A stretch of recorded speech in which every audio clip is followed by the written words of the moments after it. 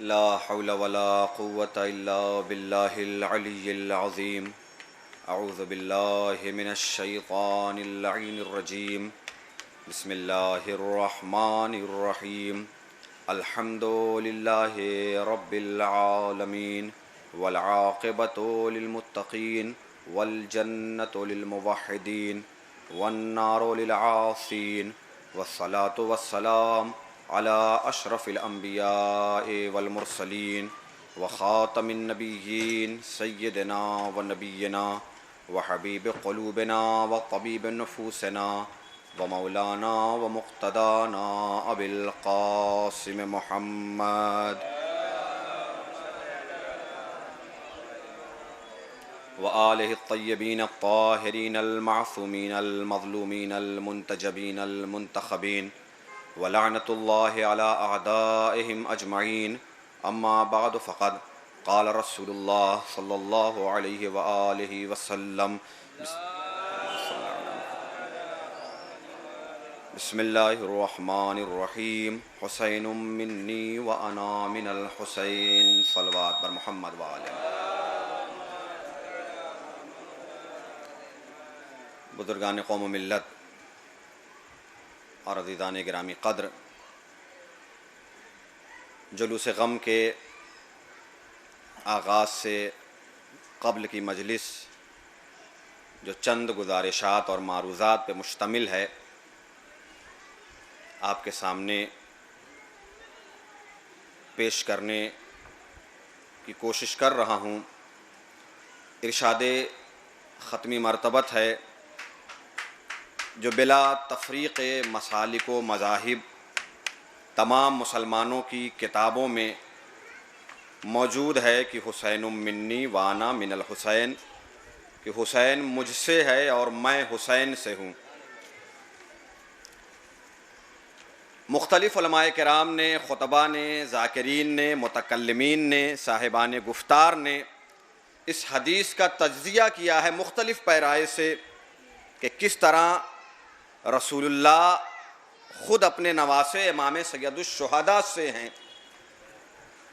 ان میں سے بعض نے یہ افکار بھی رکھے کہ چونکہ قبل از کربلا امام حسین کا ذریعہ شناخت پیغمبر اکرم ہیں، لہٰذا اس وقت تک حسین اپنے نانا سے ہیں، لیکن چونکہ بعد کربلا امام سید الشہداء چہرہ بن گئے اسلام کا اور مرسل اعظم کا، لہذا بعد کربلا مرسل اعظم خود اپنے نواسے سے ہیں. اور مختلف اس طرح کے تجزیے ہیں، لیکن جو صاحب علل الشرائع نے اپنی کتاب میں وجہ لکھی وہ بڑی پیاری وجہ ہے اور بڑی مستند ہے اور بڑی ہی مدلل وجہ ہے کہ رسول اللہ نے کیوں فرمایا کہ میں اپنے نواسے حسین سے ہوں.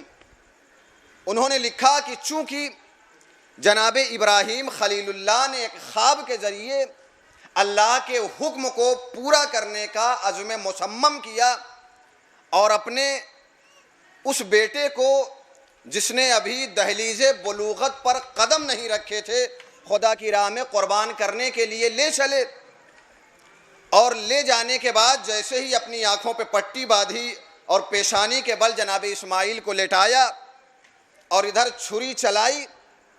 جناب ابراہیم کی آنکھوں پہ چونکہ پٹی بندھی ہوئی ہے لہٰذا دل تو اس منزل امتحان سے گزر چکا کہ جو جناب ابراہیم کرنا چاہتے تھے. جناب ابراہیم جس قربانی کو خدا کی بارگاہ میں پیش کرنا چاہتے تھے، ظاہری اعتبار سے اگر دیکھا جائے تو بیٹا ذبح نہیں ہوا، لیکن ابراہیم کا دل اس منزل امتحان کو عبور کر چکا کیونکہ آنکھوں پہ پٹی بندھی ہوئی ہے اور چھری چلا چکے ابراہیم. لیکن جب پٹی کھولی تو جناب اسماعیل پہلو میں کھڑے ہیں، دمبا ذبح کیا ہوا پڑا ہے. آواز کیا آئی ہاتف غیبی کی، وَفَدَيْنَاهُ بِذِبْحٍ عَظِيمٍ، اے ابراہیم ہم نے اسے بڑی قربانی سے بدل دیا ہے، اسے ذبح عظیم سے بدل دیا ہے. اب علماء امامیہ مفسرین لکھتے ہیں کہ ذبح عظیم سے مراد چونکہ قربانی سید الشہداء ہے. اب اگر جناب اسماعیل کو ہٹا کر امام حسین کی قربانی کو سامنے نہ رکھا ہوتا تو جناب اسماعیل ذبح ہو جاتے. اور تاریخ سے پوچھئے کہ جناب رسول خدا ہیں کون، تو رسول اللہ آواز دیتے ہیں انا ابن الذبیحین، میں دو ذبیحوں کا بیٹا ہوں، یعنی ایک جناب عبداللہ کو ذبح کرنے کی نوبت آئی، ایک جناب اسماعیل کو ذبح کرنے کی نوبت آئی۔ اسماعیل کے گلے سے چھری ہٹائی گئی حسین کی قربانی کے بدلے میں۔ اگر حسین نے عالم زر میں قربانی کا وعدہ نہ کیا ہوتا، اسماعیل ذبح ہو جاتے تو رسول کائنات میں نہ آتے۔ لہٰذا رسول اللہ آواز دے رہے ہیں کہ حسین اگر مجھ سے ہے تو میں بھی حسین سے ہوں۔ ایک صلوات پڑھ دیں عظمت محمد اور آل محمد پر۔ لہذا یہ وجہ مدلل ہے جو صاحب علل الشرائع نے بیان کی، اور یہ پوری کتاب جس کا نام ہی علل ہے، علل کہتے ہیں علت کی جمع کو۔ علت ہمارے معاشرے میں جس معنی میں رائج ہو وہ آپ جانتے ہوں گے، لیکن اردو زبان میں علت سبب کو کہتے ہیں۔ اس کتاب میں بہت سے مسائل کے اور بہت سی چیزوں کے جو اسلام نے ہمیں پیش کی ہیں ان کی وجوہات بیان کی گئی ہیں۔ آج ہمارے بہت سے نوجوان اور بزرگ بھی بہت سی اسلامی چیزوں کو اس وقت تک پریکٹس میں نہیں لاتے جب تک اس کی وجہ نہ سمجھ لیں، لیکن انہیں سمجھنا چاہیے کہ ہر چیز کی وجہ کو نہ جاننا بھی ہمارے حق میں بہتر ہے۔ جیسے آپ کے لیے یہ بہتر ہے کہ اپنی موت کا وقت نہ جانیں۔ اگر خدا آپ کی موت کا وقت بتا دیتا تو دوسری خرابیاں جو پیدا ہوتی وہ اپنی جگہ پہ اپنے مرنے سے کئی سال پہلے آپ مر جاتے۔ تو اللہ نے موت کے وقت کو صیغہ راز میں رکھ کر آپ کی زندگی کی ضمانت اس وقت تک لے لی ہے جہاں خط موت واقع ہوتا ہے۔ لہذا علل الشرائع میں یہ وجہ لکھی گئی کہ حسین منی وانا من الحسین، اگر رسول اللہ سے امام حسین ہیں تو امام حسین سے رسول اللہ کس طرح سے ہیں۔ اور یہ منیت کی منزل جب آپ آگے بڑھ کے دیکھتے ہیں تو صرف امام سید الشہداء تک ہی نہیں ہے، مختلف زاویوں سے۔ کہیں مولا کائنات کے لیے ہے یا علی انت منی وانا منکا، اے علی تم مجھ سے ہو میں تم سے ہوں۔ کہیں اپنی لخت جگر کے لیے فاطمہ تو بضعۃ منی، فاطمہ میرا ہی حصہ ہے۔ یعنی یہ ذوات مقدسہ جسے پنجتن کہا جاتا ہے، ان میں سے جو 4 نفوس قدسیہ ہیں رسول اللہ کے علاوہ سب کے لیے یہ موجود ہے کہ میں ان سے ہوں اور یہ مجھ سے ہیں۔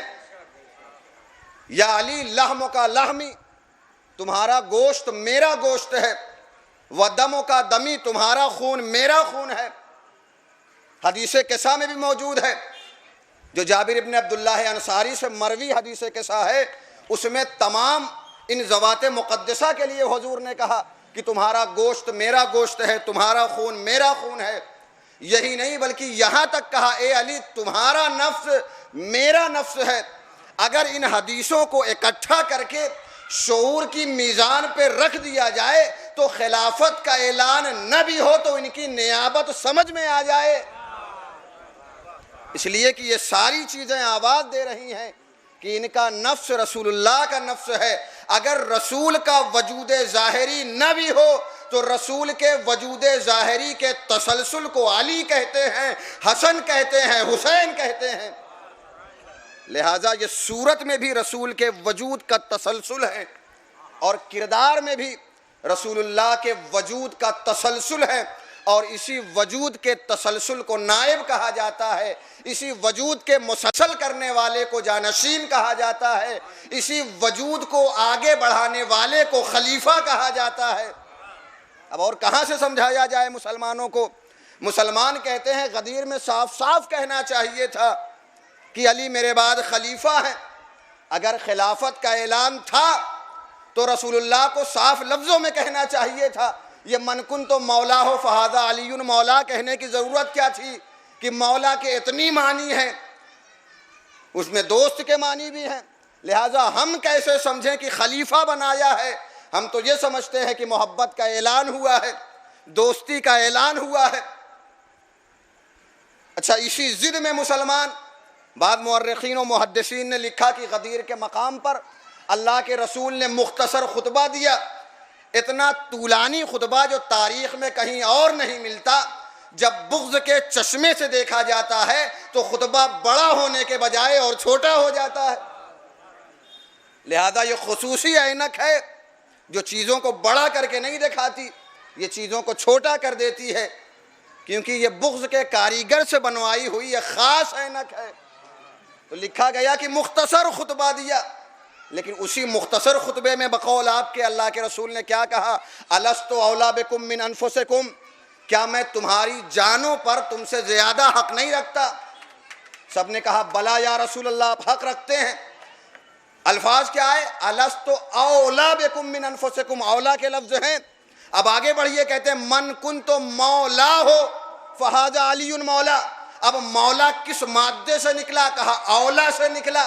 معنی تلاش کرنے کے لیے آپ لغات تک کیوں چلے جاتے ہیں جب دہانے پیغمبر خود معنی دے رہا ہے کہ میں تمہاری جانوں پر تم سے زیادہ حق رکھتا ہوں، تو علی کو وہی منزل دو جو رسول اللہ کو دے رہے ہو۔ ایک صلوات پڑھ دیں عظمت محمد اور آل محمد پر۔ تو عزیزو، یہ منیت کی منزل، مسلمان غدیر میں مولا کے معنی میں پریشان ہے، اسے ذوالعشیرہ بھی نہیں دکھائی دیتا جہاں خلیفہ کے الفاظ موجود ہیں۔ پہلی دعوت ہے اسلام کی، خانہ ابو طالب میں ہے، کسی اور کا گھر نہیں۔ گھر بھی حضرت ابو طالب کا، دسترخوان بھی حضرت ابو طالب کا۔ 3 دن تک بھڑکانے کے بعد مجمع بھاگتا رہا۔ تیسرا دن رسول اللہ جیسے ہی کھانے کو اپنے اعجاز سے زیادہ کرتے ہیں، ابو لہب نے کہا دیکھو میں نہ کہتا تھا یہ جادوگر ہیں، کھانا کم تھا زیادہ ہو گیا۔ اب جیسے ہی پیغمبر اسلام تقریر کے لیے کھڑے ہو رہے ہیں، یہ شرارتوں کا مجسمہ پھر کھڑا ہوا، لیکن جیسے ہی شرارتوں کا مجسمہ اٹھا، ادھر سے شرافتوں کا پیکر بھی کھڑا ہو گیا۔ بھائی شریف اسے کہا جاتا ہے جو ناحق پہ ٹوک دیا کرتا ہے، سال بھر چپ کا روزہ رکھنے والے کو شریف نہیں کہتے ہیں۔ تو شرافتوں کا پیکر کھڑا ہوا، ابو لہب کو ڈانٹ کے بٹھایا، یہ فتنے کا شعلہ خاموش ہوا، پیغمبر کی نورانی زبان گویا ہوئی۔ کہا اس مشن میں جو میں اللہ کی طرف سے لے کے آیا ہوں، جو میرا ساتھ دے گا وہ میرا وصی ہوگا، بھائی ہوگا، خلیفہ ہوگا۔ تاریخ کیا لکھتی ہے؟ کسی نے جواب نہیں دیا۔ 10 سال کے علی کھڑے ہوئے، پیغمبر نے بٹھا دیا 2 مرتبہ تاکہ کوئی یہ نہ کہے کہ ہمیں موقع نہیں ملا تھا، ہمیں چانس نہیں ملا تھا۔ جب کوئی نہ کھڑا ہوا، علی کی گردن پہ ہاتھ رکھ کے پیغمبر نے کہا ھذا اخی و وصی و خلیفتی فاسمعوا لہ واطیعوہ، یہ میرا بھائی ہے، میرا وصی ہے، میرا خلیفہ ہے، اس کی بات سنو اور اطاعت کرو۔ اب جو مجمع تھا وہ کیا کہہ کے رخصت ہوا؟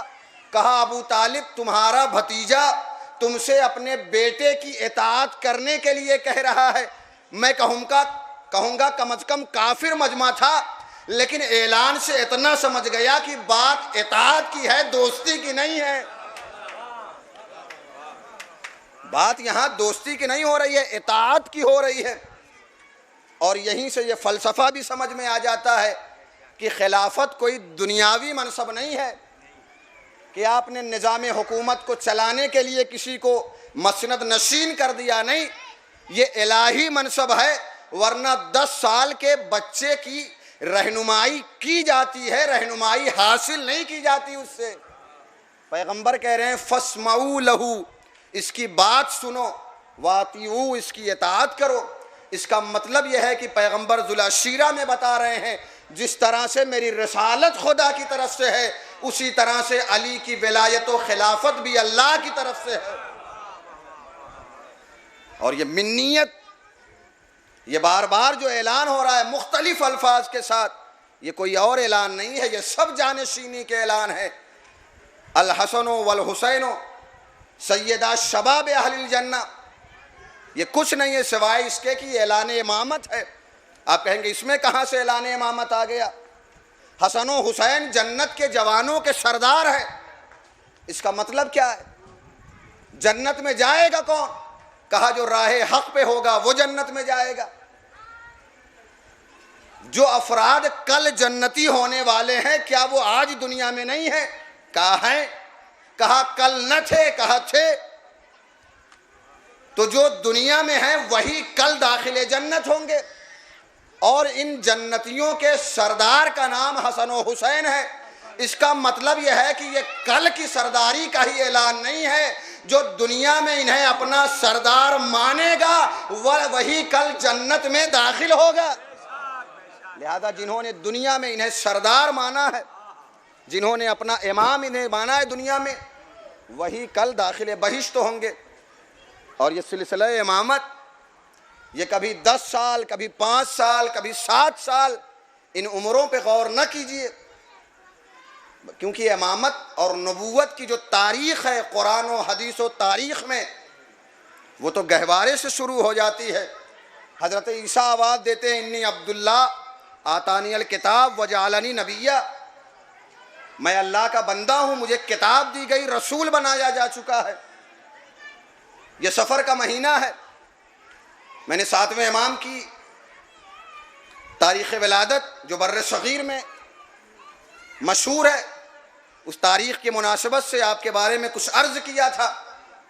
اس سلسلے کو تھوڑا سا یہاں سے آگے بڑھا دوں کہ امامت کی تاریخ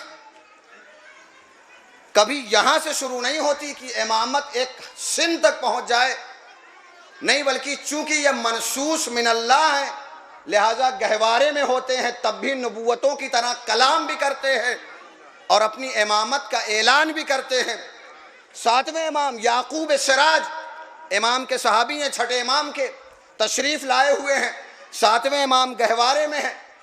جیسے ملاقات کی 6 امام سے، امام کے اس صحابی نے جو راوی ہے حدیث کے، کہتے ہیں میں نے اپنے وقت کے امام کو سلام کیا۔ ایک مرتبہ پلٹ کے 6 امام نے کہا کہ اے میرے صحابی، تو نے اپنے آنے والے اور میرے بعد اپنے ہونے والے امام کو سلام نہیں کیا۔ انہوں نے کہا مولا آپ کا جانشین کہاں ہے؟ امام نے گہوارے کی طرف اشارہ کیا۔ یعقوب سراج آگے بڑھے، سلام کیا، امام نے جواب سلام بھی دیا، اور فوراً امام کہتے ہیں اے یعقوب، تمہارے گھر میں جو بیٹی پیدا ہوئی ہے اس کا تم نے وہ نام کیوں رکھا ہے جو ہمیں پسند نہیں ہے؟ معلوم ہوا کہ امام بتا رہے ہیں دیکھو میں صرف جواب سلام نہیں دے رہا ہوں، بلکہ جیسے میرے جد جھولے میں رہ کے لوح آسمان کا مطالعہ کر رہے تھے، اسی طرح میں دیواروں کے پار تمہارے گھروں کے حالات کو دیکھ رہا ہوں اور سمجھ بھی رہا ہوں کہ بچی ایک گہوارے میں ہے، نام وہ رکھا جو ہمیں نہیں پسند۔ اب سمجھ میں آیا کہ ہم جو نام رکھنے کے لیے لغات کے پنے پلٹ ڈالتے ہیں اور یہ سمجھتے ہیں کہ یہ نام تو پرانے ہو گئے، یہ نام تو بوڑھوں کے ہیں۔ کربلا والوں کے نام کبھی ضعیف نہیں ہوا کرتے، کربلا والوں کے نام طاقت عطا کیا کرتے ہیں۔ لہذا ناموں کی تلاش میں سرگردہ نہ رہا کرو۔ یہ اسماء معصومین، یہ بڑے مبارک نام ہیں، لہذا انہیں رکھا کرو۔ اور امام سید الشہداء نے وہی نام بتکرار گھر میں رکھ کے بتایا کہ دیکھو ہماری ماں کا نام کتنا مبارک ہے، ہمارے بابا کا نام کس قدر پرتاثیر ہے، لہذا انہی ناموں کو رکھا کرو۔ اور 7ویں امام، امام موسی کاظم علیہ السلام،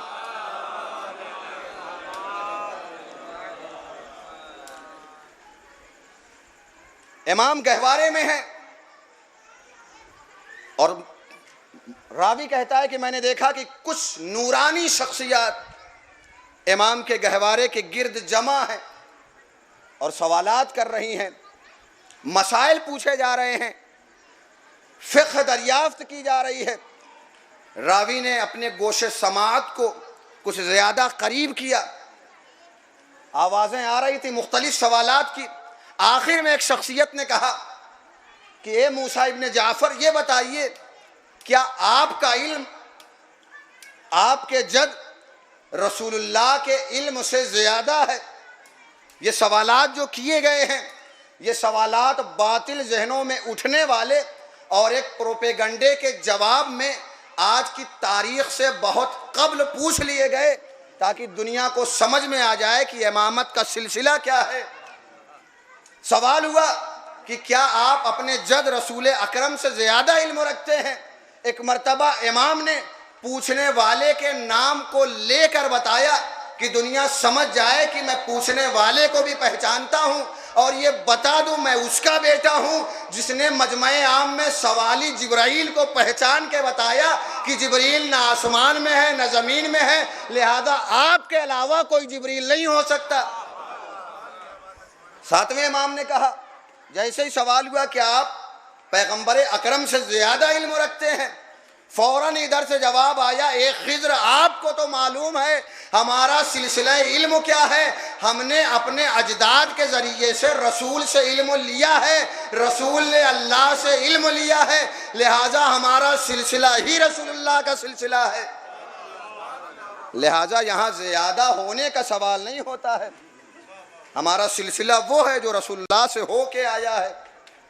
اور یہی بات تھی جو دربار یزید میں دہرائی گئی، اور ظالم کی زبان سے امام نے نہیں کہا کہ ہمیں علم کس طرح سے عطا کیا گیا ہے، بلکہ دربار شام میں خود یزید نے اعتراف کیا کہ جب لوگوں نے کہا کہ یزید اس بیمار کو کچھ کہہ لینے دے، تو یزید نے کہا تم نہیں جانتے یہ اہل بیت ہیں، انہیں علم اس طرح سے بھرایا جاتا ہے جیسے چڑیا اپنے بچے کو دانہ بھراتی ہے۔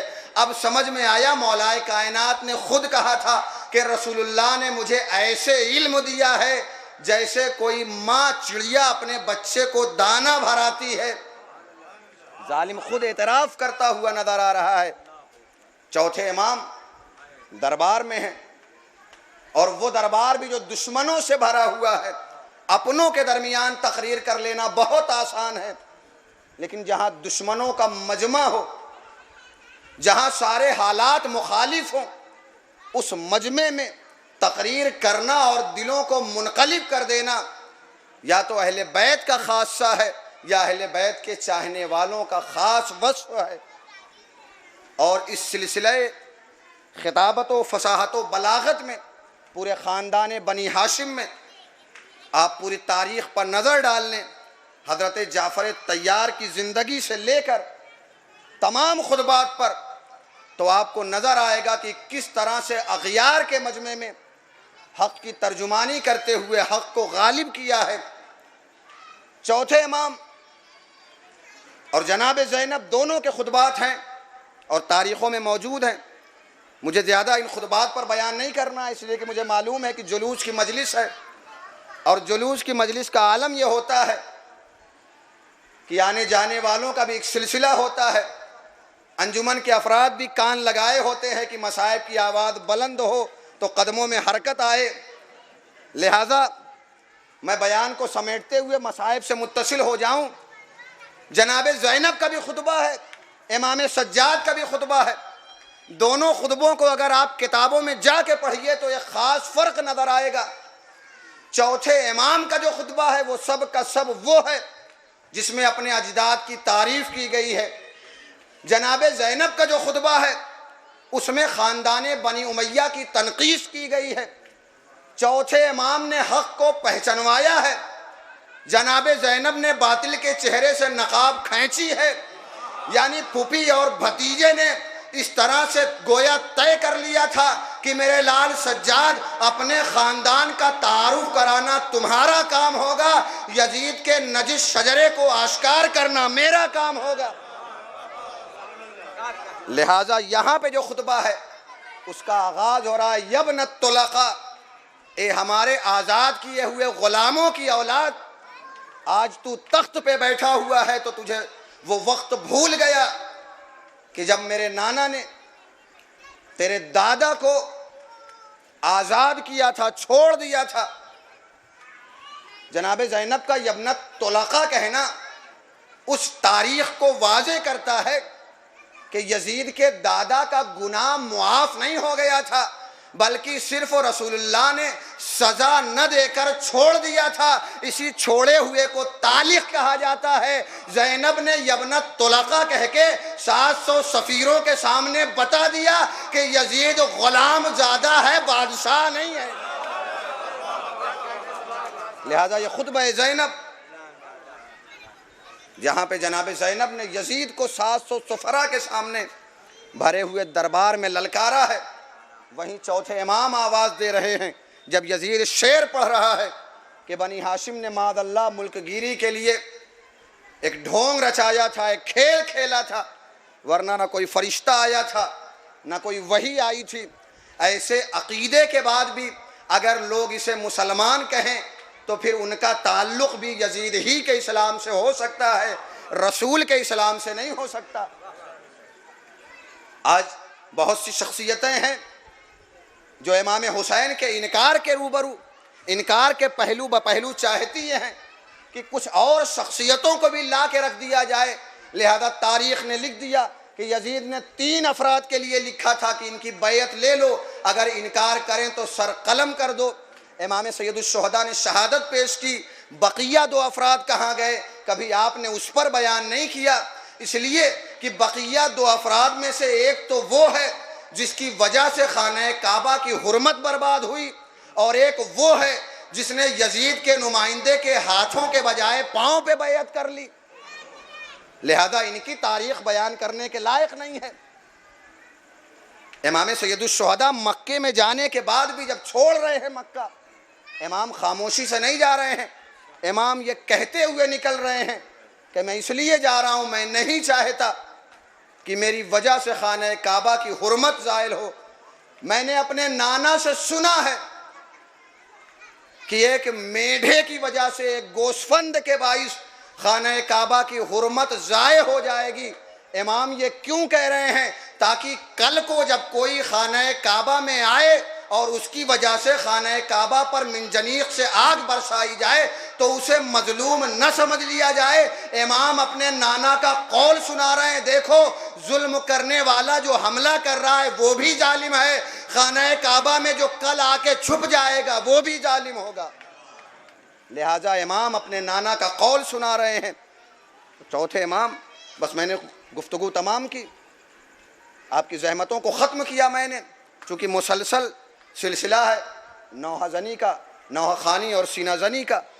چوتھے امام جو خطبہ دے رہے ہیں یزید کے جواب میں، یزید کہہ رہا ہے بنی ہاشم کا ایک منصوبہ تھا، کوئی وحی نہیں آئی تھی اور کوئی فرشتہ نہیں نازل ہوا تھا۔ امام وہاں پہ جب خطبہ دیتے ہیں تو وہاں پہ معراج کا ذکر کرتے ہیں، وہاں پہ پیغمبر اسلام کی رسالت کا اعلان کرتے ہیں، اور اس انداز سے کرتے ہیں کہ خود یزید کو مجبور ہو کر مؤذن کے ذریعے اسی اعلان کو دوبارہ دربار کو سنانا پڑتا ہے۔ جب مؤذن کہتا ہے اشہد ان محمد رسول اللہ، میں گواہی دیتا ہوں کہ محمد اللہ کے رسول ہیں، امام کے ہونٹوں پہ ایک مرتبہ مسکراہٹ آ جاتی ہے۔ اے یزید ابھی انکاری تھا کہ رسول پہ کوئی وحی نہیں آئی تھی، اب اپنے مؤذن کے ذریعے اسی کلمے کو بلند کر رہا ہے کہ محمد اللہ کے رسول تھے۔ لہذا امام پلٹ کے سوال کر لیتے ہیں، اے یزید یہ کس کے جد کی رسالت کا اعلان ہو رہا ہے؟ یہ تمہارے نانا تھے کہ میرے نانا تھے؟ اور پوری شخصیتیں ہیں جن کے ناموں کو مسلمان کربلا میں تلاش کر رہا ہے۔ ان شخصیتوں کے بیٹے یہ کس خیمے میں تھے جب شام کے بازار میں کسی ایسی ہی شخصیت کے بیٹے نے پوچھا کہ ابن الحسین جیت کس کی ہوئی؟ امام نے کہا جب اذان کی آواز سننا اور نماز ادا کرنے کے لیے جانا، اس وقت سوچنا کہ جیت کس کی ہوئی۔ امام بتانا یہ چاہ رہے ہیں یزید کی ساری لڑائی اس لیے تھی کہ میرے جد کے نام کو مٹا دیا جائے، لیکن میرے جد کا نام 5 مرتبہ اذان میں بلند ہو رہا ہے اور مسلمان نماز پڑھ رہا ہے، لہذا جیت میرے بابا کی ہوئی، شکست یزید کے حصے میں آئی۔ بس عزیزو، اسی فتح کا اعلان ہے جو آپ جمع ہوئے ہیں۔ اللہ کا شکر ہے کہ ہمارے جوان بڑے مہذب اور شائستہ انداز میں جلوس اور شب بیداریوں کا انعقاد کر رہے ہیں۔ کسی زمانے میں لاؤڈ اسپیکر کی تیز آوازیں جو بڑی دور تک جاتی تھیں، آج کئی مقام پہ جب مجلس خطاب کرنے کے لیے جانا ہوا تو بالکل قریب پہنچنے کے بعد معلوم ہوا کہ مجلس منعقد ہو چکی ہے اور مرثیہ خوانی اور سوز خوانی ہو رہی ہے۔ ایسی بصیرتوں کو سلام کرنا چاہیے، اس لیے کہ موجودہ زمانے میں پیغام پہنچانا اہم ہے، دوسروں کو پریشان کرنے سے بچاتے ہوئے۔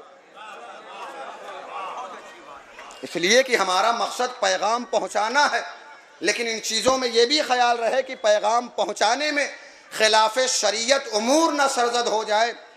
آپ شبیہیں برآمد کیجئے، ذوالجناح نکالیے، تابوت نکالیے، علم سجائیے، لیکن ایسی چیزوں کا خیال رکھیے، میں نے کئی سال پہلے بھی کہی تھی اور پھر کہہ رہا ہوں، کیونکہ آوازیں صدا بصہرا ہو جاتی ہیں اور کہیں کہیں رد عمل میں یہ آوازیں آ جاتی ہیں کہ ابھی تک تو کسی نے نہیں کہا، بہت سے گزر گئے کسی نے نہیں کہا۔ آنے جانے والوں کو نہ دیکھیے، قائم رہنے والی شریعت محمدی پہ نظر کیجئے۔ آنے جانے والے آتے جاتے رہتے ہیں، جو چیز باقی رہنے والی ہے وہ رسول اللہ کی لائی ہوئی شریعت ہے۔ لہذا میں پھر دہرا رہا ہوں کہ ایسی شبیہ ہیں جس میں انسانی اجسام نظر آئیں، ان کے بنانے سے گریز کیجئے۔ وہ کتنے ہی برسوں سے نکل رہی ہوں، برآمد ہو رہی ہوں، لیکن ان سے بچیے، اس لیے کہ شریعت اسلامیہ نے انہیں حرام قرار دیا ہے۔ اسلام نے تصویروں کو حد درجہ مکروہ اسی لیے قرار دیا کہ یہ تصویریں انسان کو مجسمہ سازی کی طرف لے جاتی ہیں۔ آپ نے قرآن میں پڑھا ہوگا، ود، سوا، یغوث، یعوق اور نصر کے نام، یہ 5 شخصیتیں یہ بت کے حیثیت سے اور حوالے سے قرآن میں آئی ہیں، لیکن یہ 5 شخصیتیں یہ بت نہیں تھیں، اصل میں یہ حضرت نوح کی قوم کی بڑی مقدس شخصیتیں تھیں۔ ان کے انتقال کے بعد شیطان نے قوم کو ایک مشورہ دیا کہ ان کی تصویروں کو سامنے رکھو، عبادت کرو، اور دھیرے دھیرے ان تصویروں کے ساتھ ساتھ ان کی مجسمہ سازی ہونے لگی، ان کی پرستش عام ہو گئی، ان کے آگے سر جھکایا جانے لگا۔ لہٰذا حسینی مشن پہ نگاہ رکھو کہ حسین نے تمہارے سروں کو خدا کے سامنے جھکایا ہے۔ کسی ملک کو نہ دیکھو کہ وہاں تصویریں ہیں اپنے یہاں لے کے آؤ، نہیں، بلکہ حسین کو دیکھو کہ حسین کیا پیغام دے رہے ہیں۔ حسین نوکے نیزہ سے خدا کو پہچنوا رہے ہیں، حسین نوکے نیزہ پہ قرآن پڑھ رہے ہیں۔ لہذا حسینی مشن یہ ہے کہ اسلامی شریعت کے اصولوں کی نگہبانی ہو، ان کی پاسداری ہو۔ ہم ایسے علماء کو سلام کرتے ہیں جنہوں نے کئی دہائیوں کے بعد ایسی چیزوں پہ نظر کی ہے اور روکا ہے، منع کیا ہے، اور کامیاب ہوئے بھی ہیں۔ اس کا مطلب یہ ہے کہ اگر قوم میں سمجھانے والی زبان پیدا ہو جائے تو سمجھنے والے اذہان بہت سے ہیں۔ ضرورت یہ ہے کہ زبان کھولی جائے۔ بس عزیزو، گفتگو میں نے تمام کر دی۔ میرا حق تھا، میرا فرض تھا بیان کرنا۔ علماء کی بھی ذمہ داریاں ہیں کہ بیان کیا جائے، یہ نہ دیکھا جائے لوگ کیا کہیں گے۔ کہنے والے تو بہت کچھ کہتے ہیں، لیکن امام سید الشہداء نے کبھی ان کہنے والوں پہ توجہ نہیں کی، ورنہ مدینے میں روکنے والے بھی بہت تھے کہ فرزند رسول مدینہ چھوڑ کے نہ جائیے، عراق کا سفر اختیار نہ کیجیے، کوفے کی طرف نہ جائیے۔ لیکن امام سید الشہداء نے کیا جواب دیا؟ امام نے کہا کہ مجھے خواب میں میرے نانا نے جو بشارت دی ہے میں اسی پہ عمل کروں گا۔ اور جب عبداللہ ابن عباس نے، امام کے چچا نے، ایک مرتبہ 28 رجب سن 60 ہجری کو جب اماریاں آمادہ ہیں، امام کی بہنیں سوار ہو رہی ہیں، مخدرات عصمت و طہارت محملوں میں بیٹھ چکی ہیں، اور امام سے آ کے کہتے ہیں کہ مولا، اگر آپ عراق جانا ہی چاہتے ہیں تو کم از کم ان بیویوں کو مدینے میں چھوڑ دیجئے، انہیں حرم رسول اللہ میں رہنے دیجئے۔ امام کا جواب بعد میں آیا تھا، ایک محمل سے آواز پہلے آ گئی تھی، اے چچا ابن عباس، کیا آپ بہن کو بھائی سے جدا کرنا چاہتے ہیں؟ زینب نے تڑپ کے آواز دی تھی، اے چچا، زینب مدینے میں بھائی کے بنا نہیں رہ پائے گی۔ اور اس کے بعد امام نے جواب دیا تھا، اے چچا، میرا خدا جس طرح مجھے خون میں غلطہ دیکھنا چاہتا ہے، میری بہنوں کو اسیر دیکھنا چاہتا ہے۔ اے چچا، خدا کی دین کی بقا کے لیے جس طرح سے میرا لہو ضروری ہے، اسی طرح سے ضروری یہ ہے کہ میری بہنیں میرے مقصد کی حفاظت کرتی ہوئی کوفہ و شام کے بازاروں اور درباروں سے گزر جائیں۔ ہاں دادارو، خدا آپ کی آبادوں پہ رحمت نازل کرے۔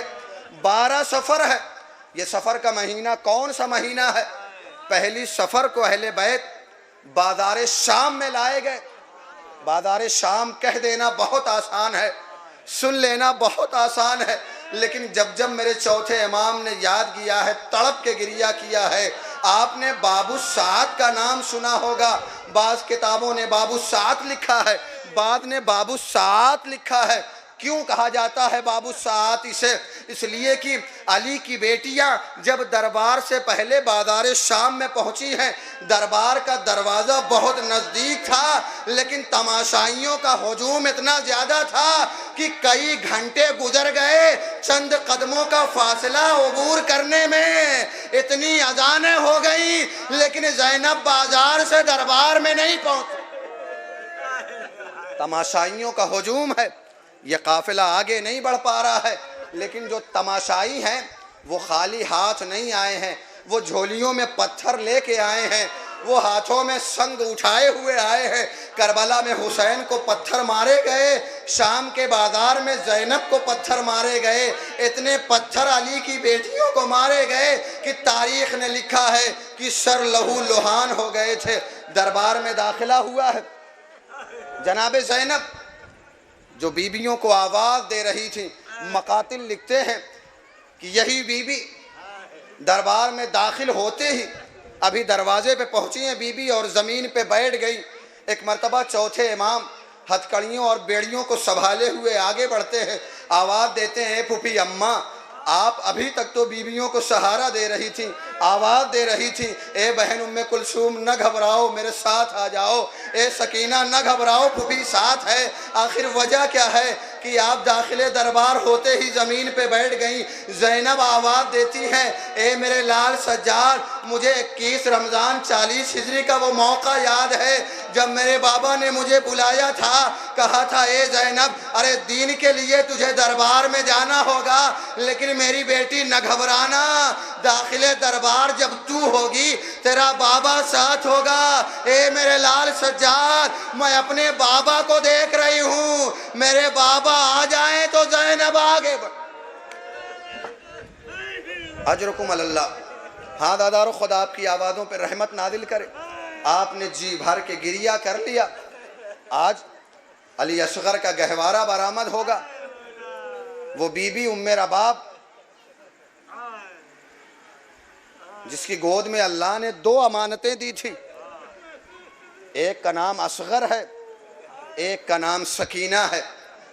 دونوں محاذوں پر اس بی بی کے دونوں بچوں نے اس طرح سے حسینی شہادت کو روشن اور آشکار کر دیا کہ منزل شہادت پر حسین کے 6 مہینے کے بچے کی قربانی ہے، تو منزل اسیری پر ام رباب کی 4 برس کی یتیمہ سکینہ کی قربانی ہے۔